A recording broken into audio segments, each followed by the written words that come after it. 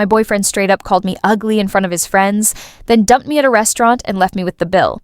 As he walked out, he said, "A girl like you should be grateful I even dated you." I just smiled, stayed calm, and carried on. This morning, I woke up to 13 missed calls blowing up my phone. I dated this guy, Ryan, for 2 years, and I honestly thought we were solid.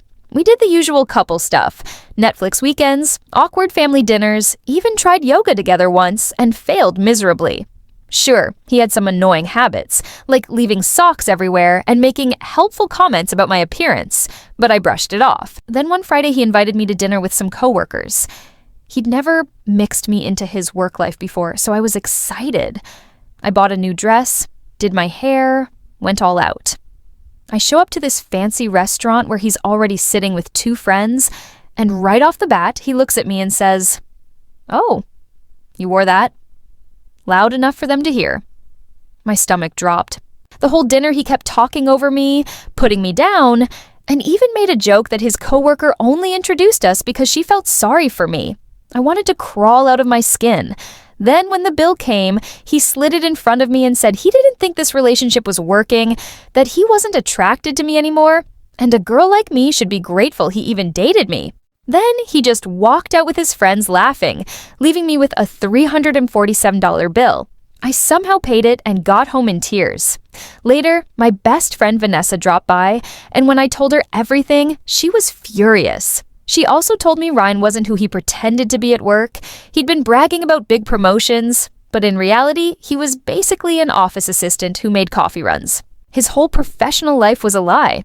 Then one of his coworkers, Cody, texted me saying Ryan had been lying to everyone, even at work, and that he was on thin ice for stealing credit for other people's projects. It was like everything I thought I knew about him was fake. A few days later, his mom called, inviting me to his birthday dinner, because Ryan told his whole family we were still together. He claimed we had big news to share. I decided to go, not for him, but for his family who'd always been kind to me. When I showed up, he was stunned, clearly didn't expect me. During dinner, he kept trying to control the conversation, but his family asked about his job and all the promotions he'd claimed. That's when Cody showed up, pretending he had paperwork for Ryan to sign.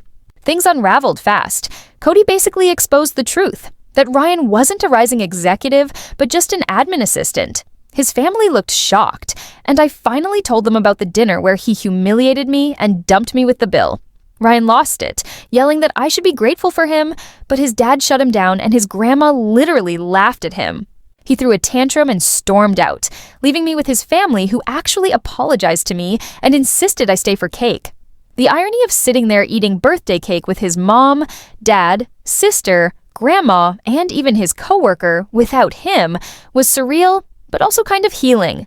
The next day, though, things got messy. Ryan went on a drunken meltdown, showing up at an ex's place at 2 a.m.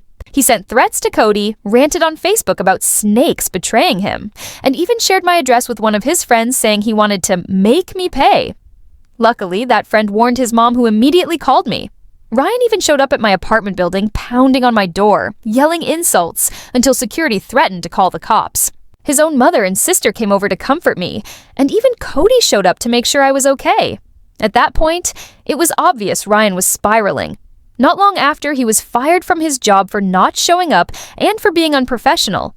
He ended up moving back in with his parents, and then later out of state. Meanwhile, I started moving on. Vanessa stayed by my side, and Cody turned out to be a surprisingly good friend. Looking back, I realized I ignored so many red flags because I wanted to believe Ryan was who he said he was. But when the mask came off, the truth was undeniable. He wasn't just a bad boyfriend, he was a compulsive liar living in his own fantasy world. And honestly, as humiliating as it all felt at the time, I'm grateful I found out before I wasted any more years on him.